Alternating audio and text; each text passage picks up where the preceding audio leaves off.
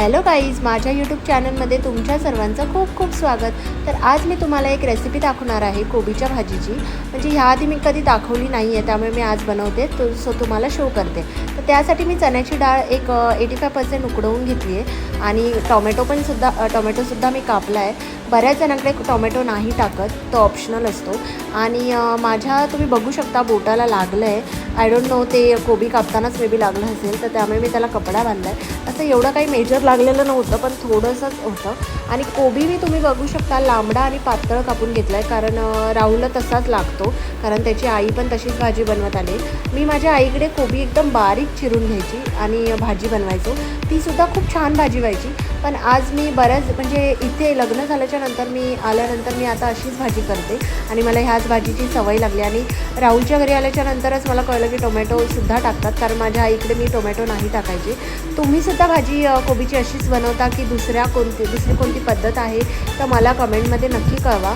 मी त्यामध्ये नुसती हळद टाकली आहे, मीठ टाकलं आहे आणि कांदा छान लाल झाल्याच्या नंतर मी चण्याची डाळ टाकली.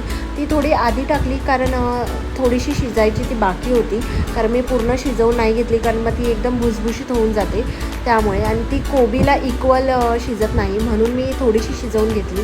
त्याच्यानंतर मी कोबी ॲड केला. हळद मी जास्त नाही टाकली आहे, कारण हळद मला फक्त कलरला हवी होती. कारण कधीकधी असं होतं आपल्या हातून हळद जास्त पडते आणि मग ती टेस्ट लागते हळदीची. त्यामुळे जर परफेक्ट भाजी बनवायची असेल तर हळद थोडीशी कलरसाठीच टाका, जेणेकरून पिवळसर रंग खूप छान येतो भाजीला. आणि हिरवी मिरची तर मी स्टार्टलाच टाकली आहे, त्यामुळे थोडी तिखटसुद्धा होते. आणि ही भाजी थोडी तिखट अशी खायला खूप छान लागते. याच्यासोबत चपाती बनवणार आहे मी, आणि पापड आणि भात आणि कोरडी डाळ. आणि आज असं प्रॉपर जेवण होतं, पण मी सगळ्या पूर्ण जेवणाचा व्लॉग नाही काढला, कारण बाकीचे जे डाळ बनवते मी, चपाती बनवते, त्याचे बरेच व्हिडिओज मी दाखवलेले आहेत तुम्हाला.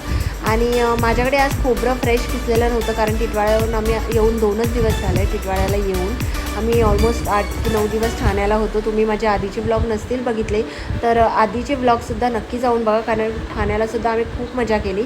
आणि खोबरं मी आज नारळ फ्रेश फोडून मग त्याच्यातलं खोबरं किसून ठेवलं स्टॉकसाठी, आणि उरलेलं मी ह्यामध्ये टाकलं भाजीमध्ये. आणि नंतर वरतून कोथिंबीर बारीक चिरून टाकली.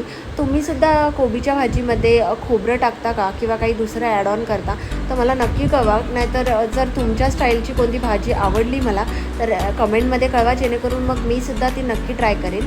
आणि जर तुम्हाला माझ्या रेसिपीचा व्हिडिओ आवडला असेल तर चॅनलला सबस्क्राईब करा, व्हिडिओ लाईक करा, शेअर करा.